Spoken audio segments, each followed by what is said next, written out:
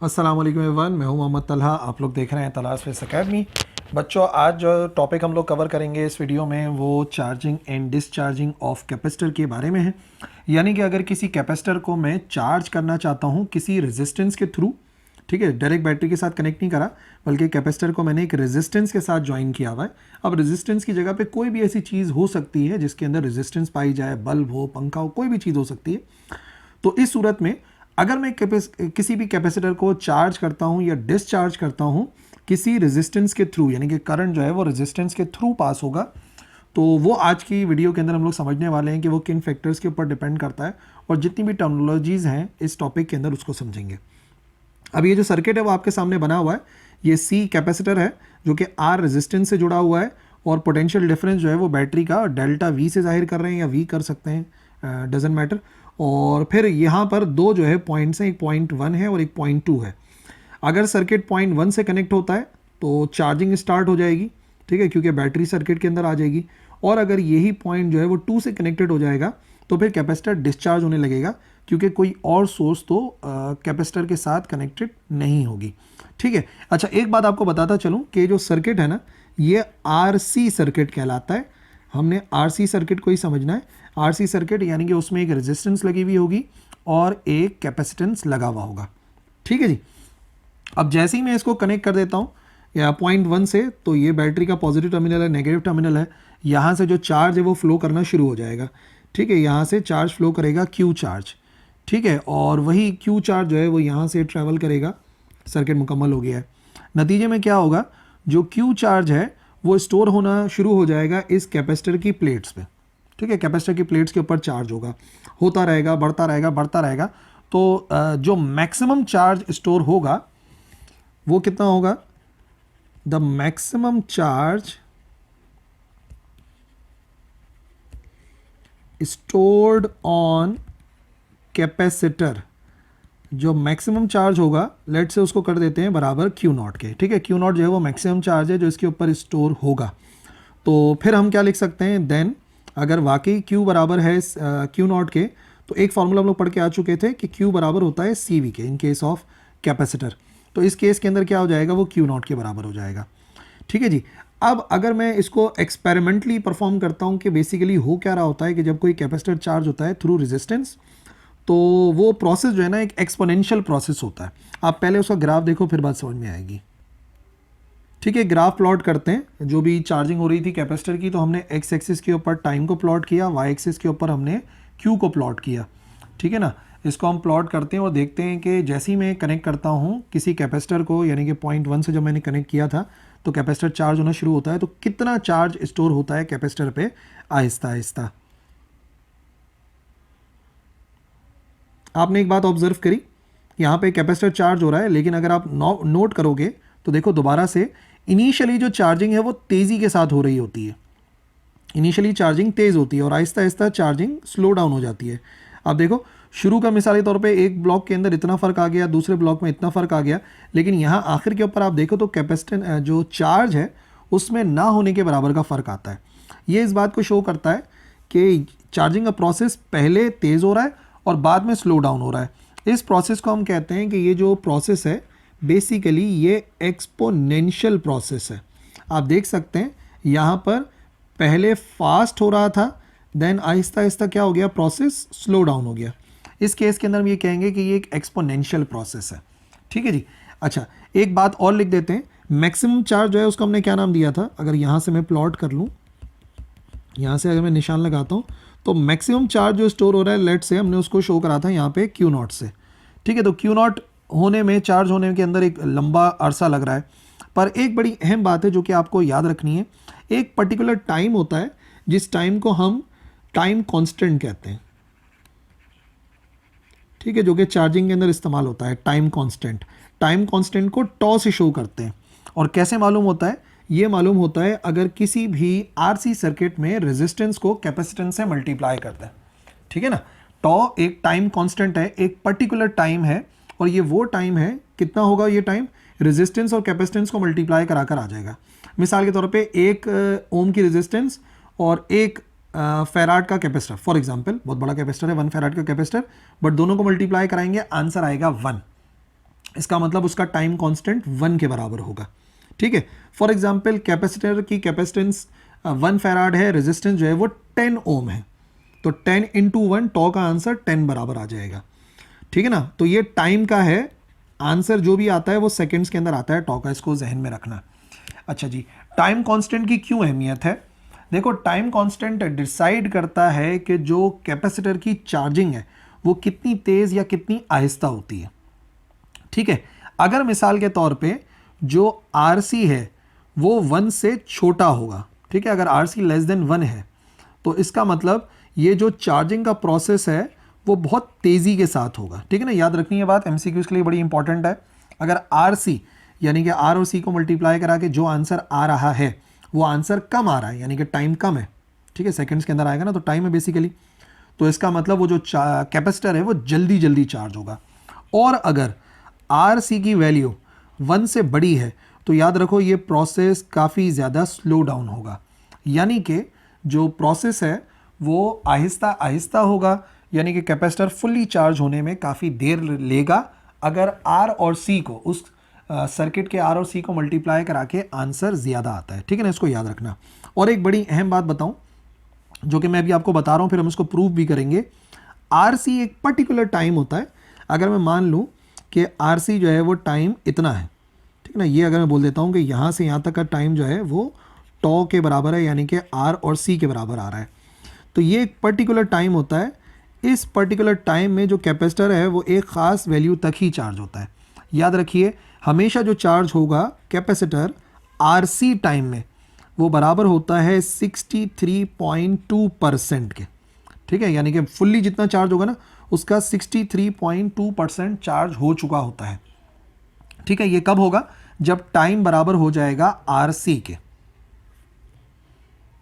ठीक है, अब अगर मैं ये बात जान गया हूं कि ये एक एक्सपोनेंशियल कर्व है और ये जो प्रोसेस है वो एक्सपोनेंशियल प्रोसेस है, since this process is exponential process, ये प्रोसेस एक एक्सपोनेंशियल प्रोसेस है, तो इसका मतलब देन अगर मैं मालूम करना चाहता हूँ चार्ज एट एन इंस्टेंट, किसी ख़ास लम्हे पर जो चार्ज होगा वो कितना होगा, तो उसको हम शो करते हैं Q से, और ये Q बराबर होता है Q नॉट। ये फॉर्मूला में ड्राइव नहीं करना, जस्ट समझना है, 1 minus exponent minus T divide by RC।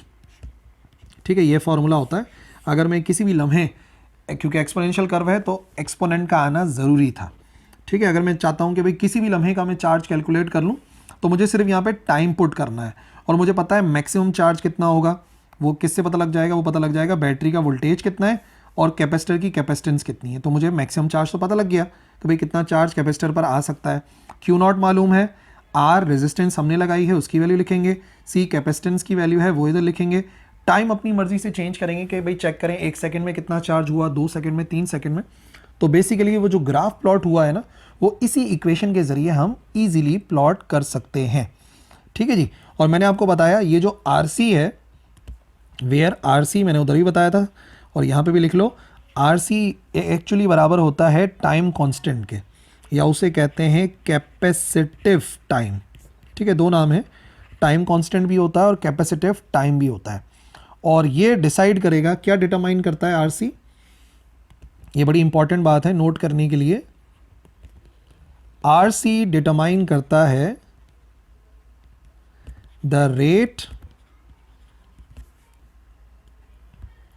at which the capacitor charges और discharges। ठीक है, दोनों बातें हैं कि जो कैपेसिटर है वो चार्ज होता है थ्रू रेजिस्टर।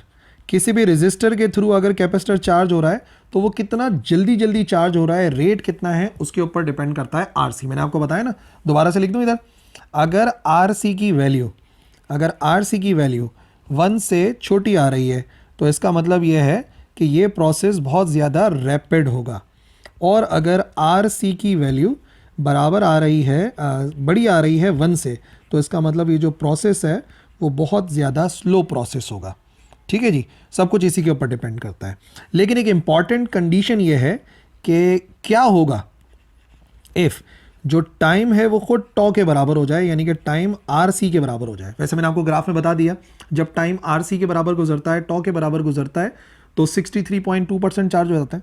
बट उसको फाइंड भी कर लेते हैं उसी इक्वेशन से जो हमने यहाँ पर यूज़ करी है। इसको इक्वेशन नंबर 2 कह देते हैं और इसको बोल देते हैं इक्वेशन नंबर 1। ठीक है जी। तो इक्वेशन नंबर 2 को अगर इस्तेमाल करें, इक्वेशन 2 इम्प्लाइज दैट कितना चार्ज स्टोर हो रहा है, मैक्सिमम चार्ज कितना है, 1 minus exponent minus T divide by R C होता है। आर सी या टॉ की बात है। ठीक है, तो अगर टाइम गुजर गया आर सी के बराबर, तो मैं लिखूंगा यहाँ पर 1 माइनस एक्सपोनेंट माइनस का R C divided by R C. ठीक है ना, टाइम की जगह पे आर सी पुट कर दिया, तो आर सी से आर सी हुआ कैंसिल, क्या वैल्यू आई, वैल्यू आ गई बराबर क्यू नॉट, ये आ गया 1 माइनस एक्सपोनेंट माइनस 1। अच्छा, पावर -1 में है, इसको +1 करना है, तो ये आ जाएगा क्यू नॉट और ये आ जाएगा 1 माइनस 1 ओवर ई।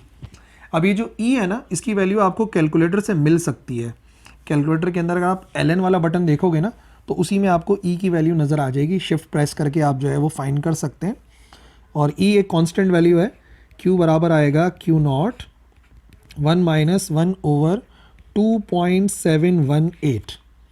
ठीक है जी, 1 डिवाइड बाय दिस वैल्यू, 1 को इस वैल्यू से डिवाइड करते हैं तो क्यू बराबर आएगा क्यू नॉट 1 माइनस 0.6368।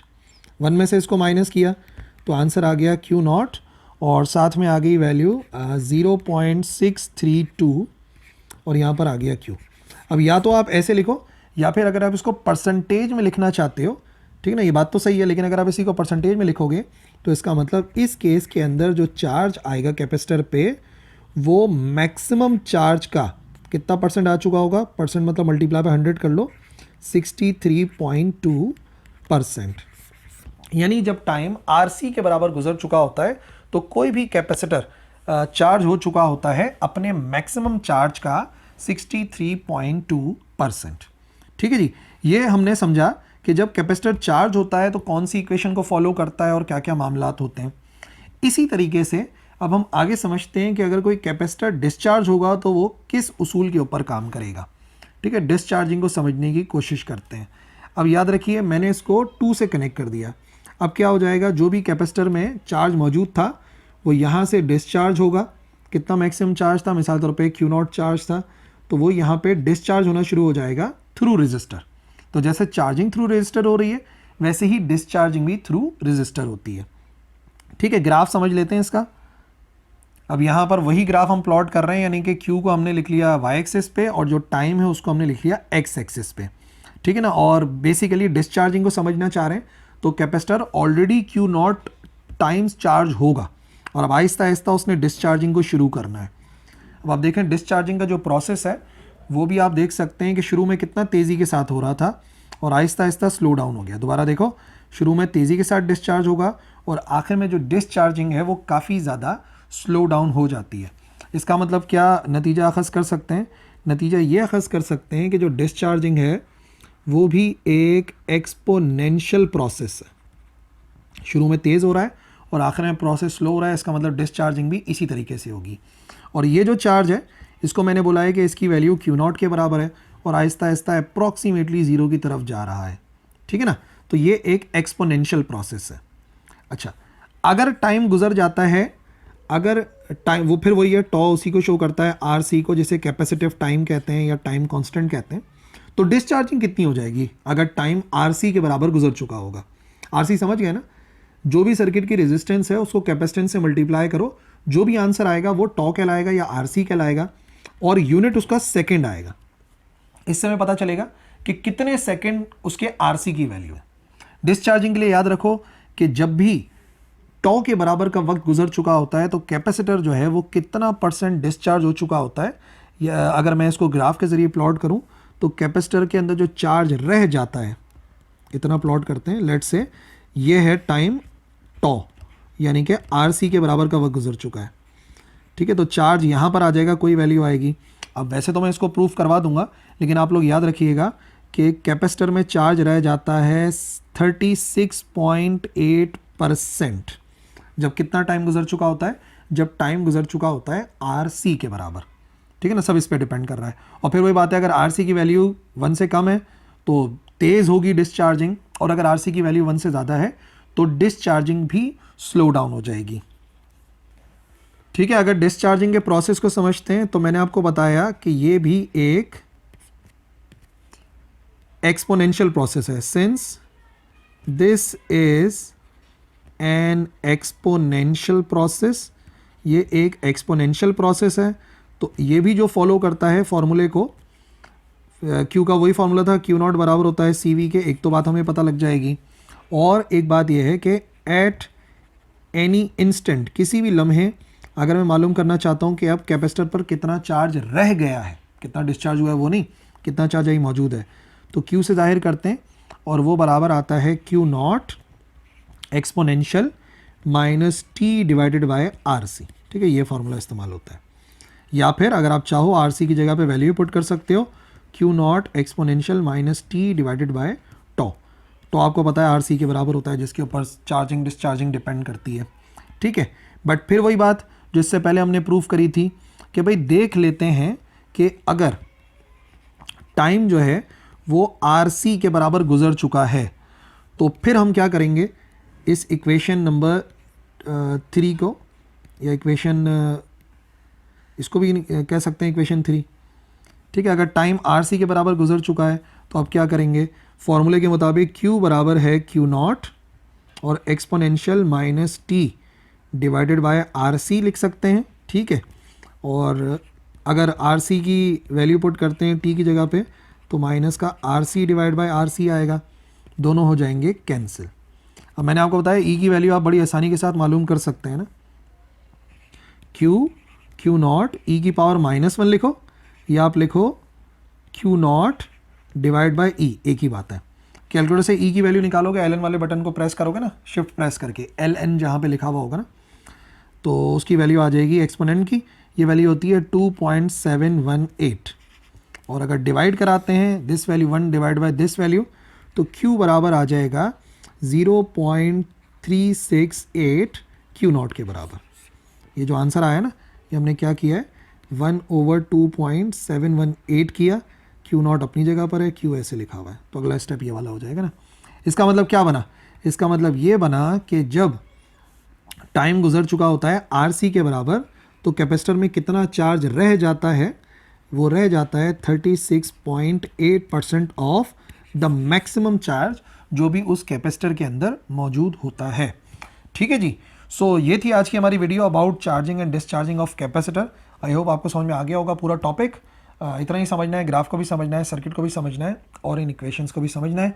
कोई भी कन्फ्यूजन है तो आप कमेंट सेक्शन में लिखिएगा, मैं ज़रूर रिप्लाई करूँगा। That's all for this video. अल्लाह हाफिज़।